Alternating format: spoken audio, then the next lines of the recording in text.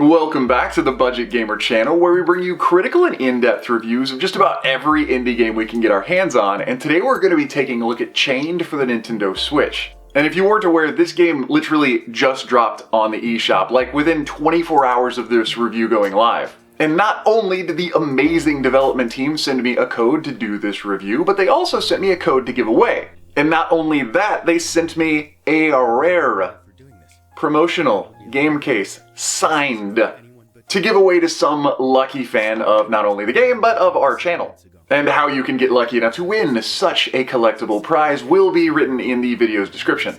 But moving on to the story, it's a bit dark and maybe even a little bit sad, because our main character and protagonist of the game is a bit of an out-of-work programmer who used to be employed to maintain firewalls as a bit of an anti-hacking countermeasure, and now has been put out of work by an AI system whose machine learning not only makes it very effective, but take less money to maintain than a team of actual people. And so, as you can probably already guess, not only the main character, but all of his friends and coworkers are now out of the job. And so, in a bit of an Office Space-esque theme, our hero takes it upon himself to hack banks using this AI software in order to make the parent company take the blame. And while the explorable portion of the game, being the home base, does give us a bit of a point-and-clickish feel, the actual gameplay is much more involved. Confronting a machine learning AI, you can expect that the better you get in gameplay, the better this AI's countermeasures are going to become. Initially, all you'll have to do is solve a string of 4 numbers, making sure that every single number is within 1 digit, whether up or down, of the numbers next to it. And while that might seem a little bit complicated at first, it actually gets really simple and really intuitive. But the more money you manage to steal, and the more boxes you manage to check to push the game through each of its subsequent chapters, the more digits get added to the chain, and the more countermeasures the AI has, such as being able to change numbers, lock numbers, make them disappear, or even switch them with other numbers in the sequence, all the while it's trying to capture you, boot you out of the system, and take all of your ill-gotten gain.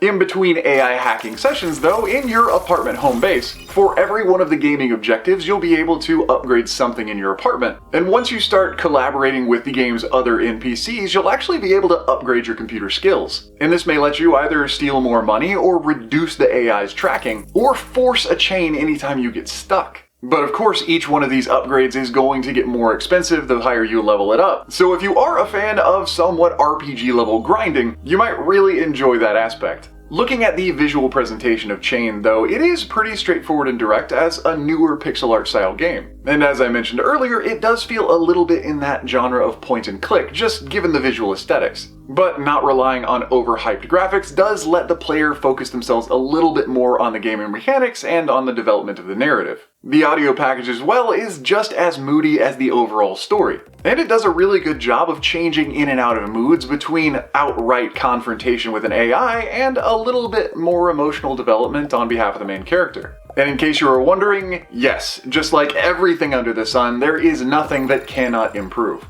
And while normally, when reviewing indie games, first and foremost I call out the game's length into question, despite only being about a 2.5 hour, maybe 3.5 hour campaign if you're trying to go for full completionist, I'd have to say the game's length is really suitable, so its first critique isn't the length, it's actually going to be something more along the lines of its difficulty level. Initially getting into Chained, it's fun with the learning curve, and trying to figure out how to fight an AI and upgrade your equipment, all the while you're trying to hang in there with the narrative and figure out what exactly is going on with the story. Well, as fun as that is, the learning curve kinda levels off after a little while, and I'd say arguably about halfway through the game. The enemy AI does get better and develop new techniques, but it doesn't ever really seem to get too much harder. Especially because as you're trying to tick off event boxes, you'll have to hack this enemy AI and steal more and more money to push the story forward, giving you quite a bankroll to make yourself pretty OP pretty early on. And being that even some of the longest chains in the game can be solved in only a few seconds, if you can reduce enemies tracking by 8% every few seconds, you pretty much are a godlike hacker at that point.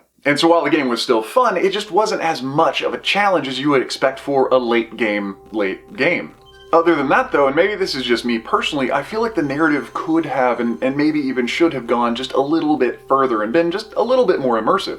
And in hopes to avoid any potential spoilers, that's all I'm gonna say about it. But taking a step back and looking at Chained as an entire experience, I really enjoyed the game and I thought it was a really unique take. But that being said, given its hyper-focus on one specific, albeit unique gameplay style, it may be genre-wise more suited to a much more niche demographic of gamers.